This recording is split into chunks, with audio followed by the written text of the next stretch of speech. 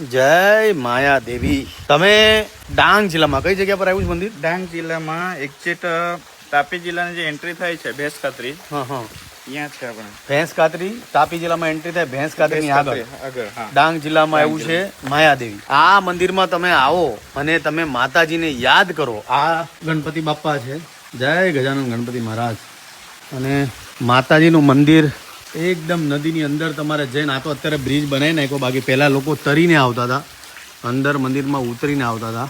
તમે જો કુદરતી સૌંદર્યની વચ્ચે આવેલું આ માતાજીનું સાક્ષાત મંદિર. હવે આ માન્યતા એવી છે કે આ જે તમે જુઓ છો ને, આ પથ્થરે નથી. આ શું ભાઈ તમે કહેતા હતા? માટી નથી ને પથ્થર નથી. મતલબ આ માટી નથી અને આ પથ્થરે નથી. આ ભગવાનને એવી કરામત છે કે અહીંયા ના તો પથ્થર છે ના તો માટી છે, આબેહૂબ માતાજી પ્રગટ થયા છે અને એમની રચના જે થયેલી છે એ અદ્ભુત નજારો આપણે અંદર જોઈ શકીએ.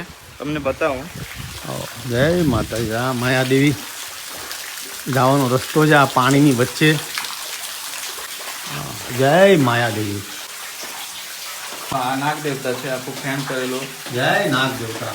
આ મંદિર જોશો ને એટલે તમને એવું લાગશે કે માતાજી સાક્ષાત વિરાજમાન છે. માયાદેવી છે, માતાજીના દર્શન કરી લો. જય માયાદેવી. તમામને કહીશ કે જે લોકો દક્ષિણ ગુજરાતથી બિલોંગ કરતા હોય કે ગુજરાતથી બિલોંગ કરતા હોય, તમારી જે કોઈ પણ માન્યતા હોય, જે કોઈ પણ મનોકામના હોય, એકવાર ખાલી માયાદેવીની સામે આવીને એકવાર ખાલી માતાજીને યાદ કરજો કે માતાજી મારું આ કામ થઈ જાય. આ સાક્ષાત માતા તમારું કામ કરી દેશે. એવું અદ્ભુત મંદિર છે, કુદરતી સૌંદર્યની વચ્ચે આવેલું આ મંદિર છે.